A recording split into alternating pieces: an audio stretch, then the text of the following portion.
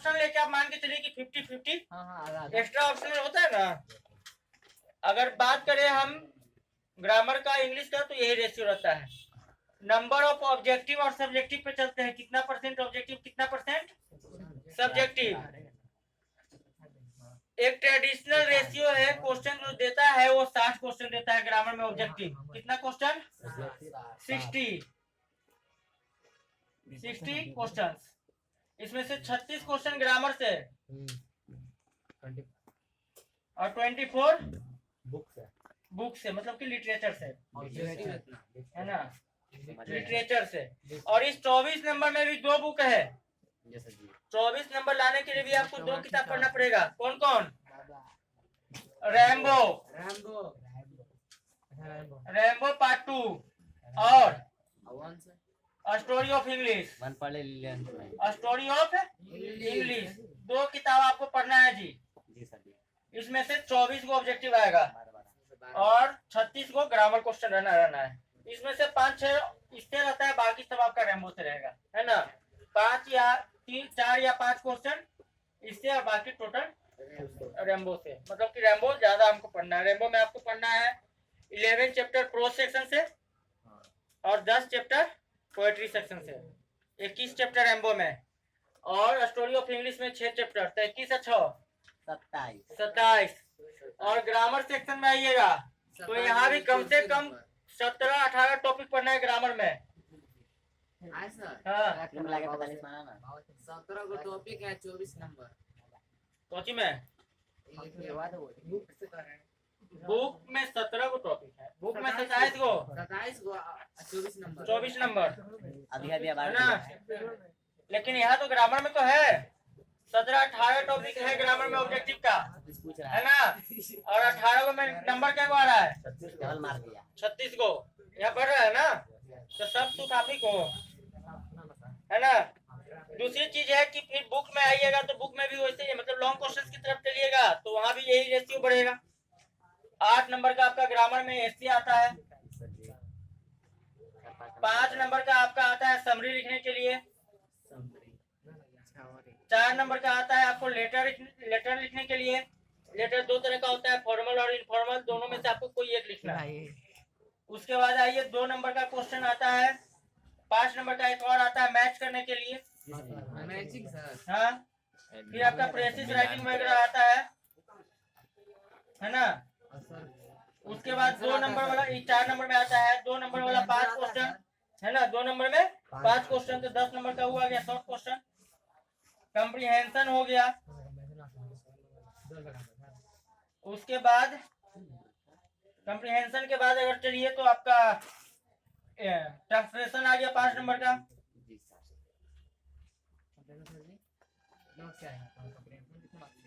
Comprehension वही 4 marks. 8, 5, 13, 4, 17, 17, 28, 4, 32, 5, 37 number यही हो गया ना जी। और ऑप्शनल में आता है क्वेश्चन आपका long question story of English से, वो आएगा 5 नंबर का, है ना।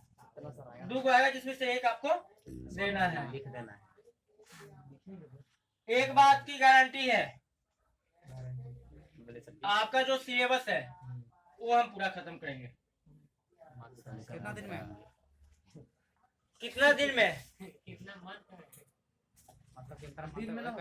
15 अगस्त से लेकर 10 सितंबर के बीच में। एकदम अच्छा सर। 15 अगस्त से लेकर 10 सितंबर के बीच में आपका इंग्लिश खत्म। इतना मेरा अनुभव है। इसके बाद रिवीजन 25 दिन में खत्म कर दीजिएगा।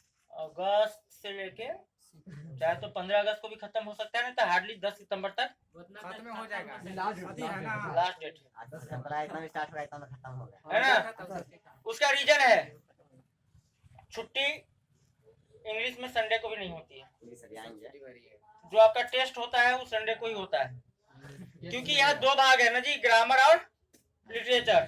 3 दिन हम लोग ग्रामर पढ़ते हैं और 3 दिन लिटरेचर। तो टेस्ट के लिए जगह कहाँ बचता है? उस संडे को जाता है। और कंटिन्यूअसली मतलब पूरे साल हम छुट्टी नहीं मारते हैं, है ना। तो इसलिए कोर्स खत्म होने का गारंटी है। दूसरी तरह का 100% सिलेबस खत्म होने की गारंटी है। ऑसियोस। जैसे बाकी लोगों का 70 नंबर का है, फिजिक्स केमिस्ट्री बायो 70 का है, लेकिन उसी रेशियो में हम भी चलते हैं 100 नंबर लेके। सर जी 100 ही नहीं, इन से तो 200 नंबर लेके। 200 नंबर 100 नंबर इंग्लिश है, 100 नंबर 200 हो गया ना। 200 नंबर में आपका क्लास रेगुलर रहेगा। तो इतना आप मान के चलिए कि 170 से 185 तक 95 दिख रहा है सर जी। फ्लो में बढ़ जाते हैं। 170 से लेके 185 तक का तो गारंटी है जी सर। क्योंकि कुछ नंबर आपके राइटिंग कटता है। अगर आपका राइटिंग खराब है तो 5 नंबर आपका कम आएगा, जिसका राइटिंग बढ़िया है उससे। लेकिन आप क्वेश्चन वहां बना के आइएगा, इस बात की गारंटी है ना। 88 तो इस साल भी स्टूडेंट का है, जबकि नंबर ऑफ स्टूडेंट कम था आप लोगों से। आधा समय पहले छोड़ दिए थे उन लोगों को, है ना, सितंबर में ही छोड़ दिए थे। अगर दिसंबर तक लेके जाते तो 87 96 हो जाता, कुछ गारंटी नहीं। दूसरा चीज की जान लीजिए, इंग्लिश कहाँ का लैंग्वेज है? इंग्लैंड के। Very good. इंग्लिश इंग्लैंड का लैंग्वेज नहीं है, है ना। हम इसलिए जानते हैं कि इंग्लैंड का लैंग्वेज है क्योंकि हम अंग्रेजों के गुलाम रहे। जी सर जी। है ना, अंग्रेजों का गुलाम रहने के कारण अंग्रेज अंग्रेजी बोलते थे, इसलिए हम लोग जानते हैं कि ये उनका अपना लैंग्वेज है। Yes sir. लेकिन आपको बताते चले कि इंग्लैंड जो है, ब्रिटेन, वो यूरोप का एक कंट्री है। कहाँ का? यूरोप का एक कंट्री है। कंट्री मीन्स देश, हाँ। और ये पहले खुद गुलाम रह चुका था, बन चुका था। किसका? 3 जर्मनी के जनजाति थे। कहाँ के जनजाति थे जी? जर्मनी के। Anglo Saxon. हाँ, एंग्लो सैक्सन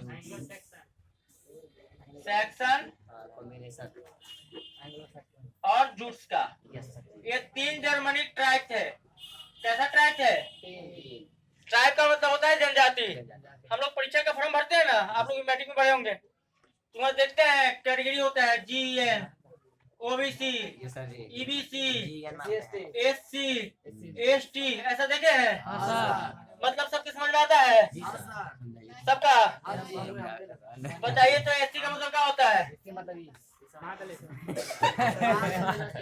सही बात सर जी। देखिए, नॉलेज रखना चाहिए। खाली आप लोग साइंस के स्टूडेंट, बार-बार हम इस चीज पे प्रेशर देते कि आपको साइंस का स्टूडेंट है और साइंस का स्टूडेंट प्रैक्टिकल चीजों में भरोसा रखता है।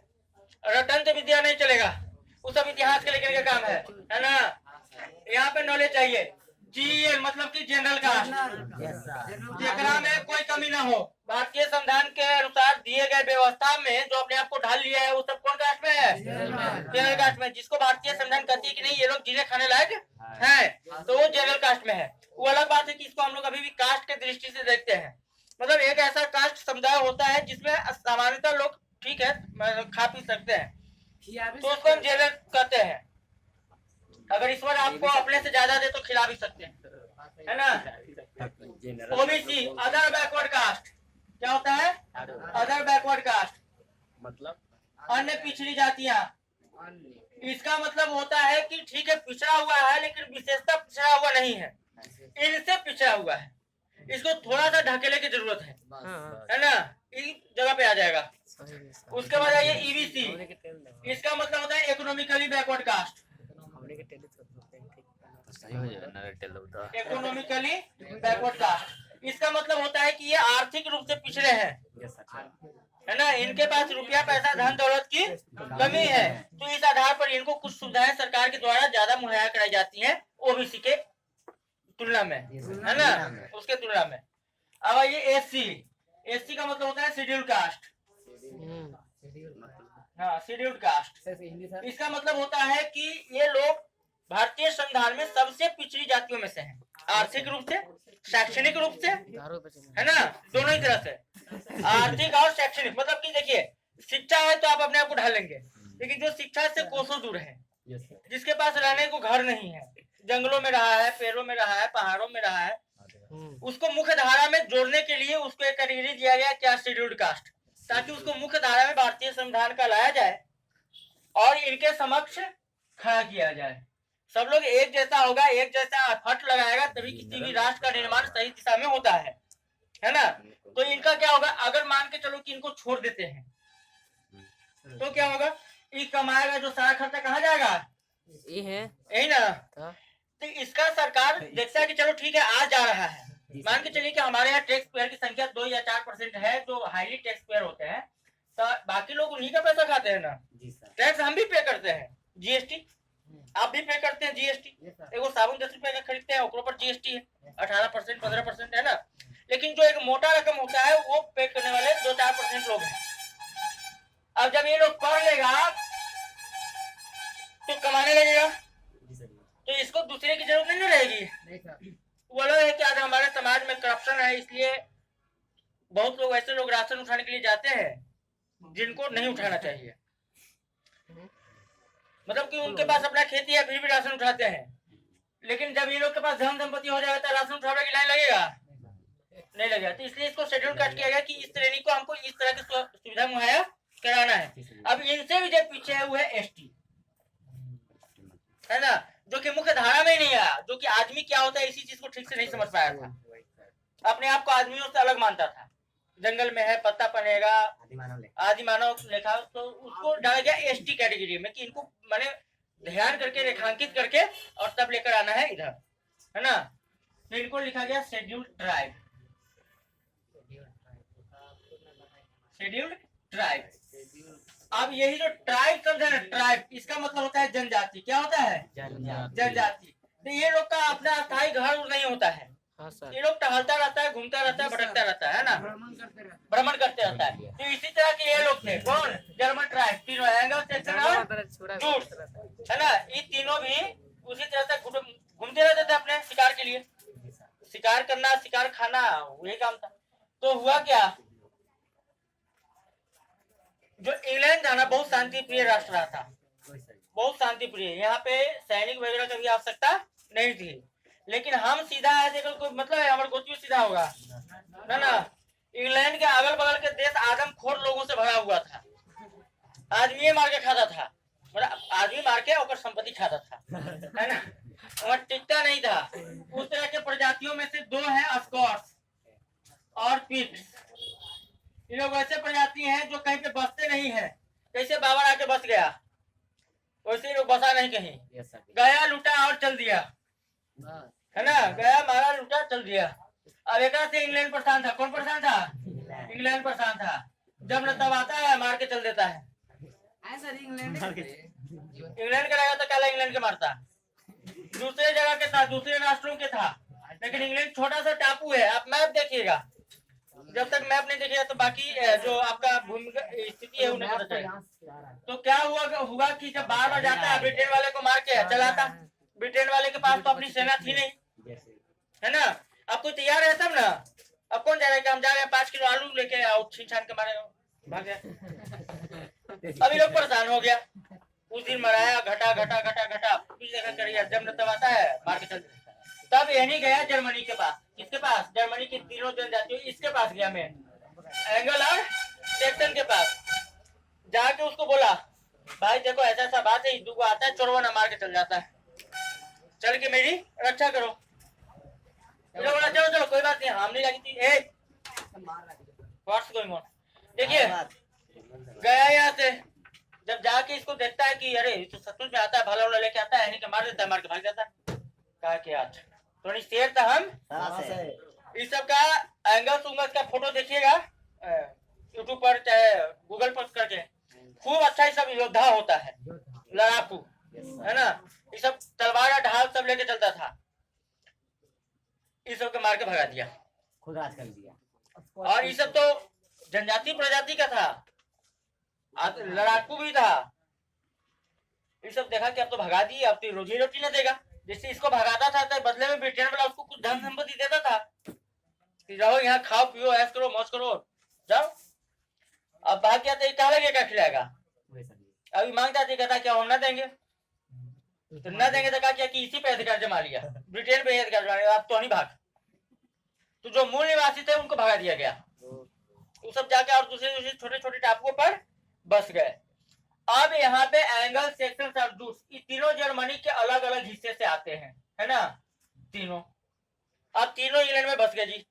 अब बस गए तो एक नया देश पड़ा, अब नया देश में ये लोग सोचे कि नया भाषा का आविष्कार किया जाए। अब इसका बच्चा जन्मेगा तो ये अपन लोकल लैंग्वेज बोलेगा, एक बाल बच्चा होगा तो अपन लोकल लैंग्वेज बोलेगा, एक बाल बच्चा होगा तो अपन लोकल लैंग्वेज बोलेगा। तो जे ही बोलेगा सी न समझेगा, ही बोलेगा सी न समझेगा, मर जाएगा। है ना। तो ये लोग क्या किया ना, कहा ना कि कुछ कुछ जो जैसे अभी आप पढ़ रहे होंगे, बायोलॉजी पढ़ रहे होंगे, केमिस्ट्री पढ़, तो इसमें आपको पढ़ने के लिए मिला होगा शब्द जगह अंदर में लॉजी लगा है। हाँ जी। जैसे बायोलॉजी, बायोलॉजी इस दो को शब्द से बना है, बायोस लोगोज, लोगोस है ना। ये सब लैटिन और ग्रीक लैंग्वेज, ग्रीक हम कहते हैं यूनान को, यूनान। हाँ यूनान को कहते हैं ग्रीक। तो इन लैटिन और ग्रीक भाषाओं से लिया गया है इंग्लिश। मतलब कि इंग्लिश से बहुत पुराना भाषा है। कौन कौन? ग्रीक हो गया, संस्कृत हो गया, लैटिन हो गया, पर्शियन हो गया, ये सब इंग्लिश से बहुत पुराना है। जब ये अटैक किया था उस समय चल रहा था 449 AD, 449 AD, 449 AD। एडी का मतलब होता है एनो डोमनी। क्या होता है? एनो डोमनी, ईस्वी। हिंदी में क्या कहते हैं? ईस्वी। और ये कब से शुरू होता है?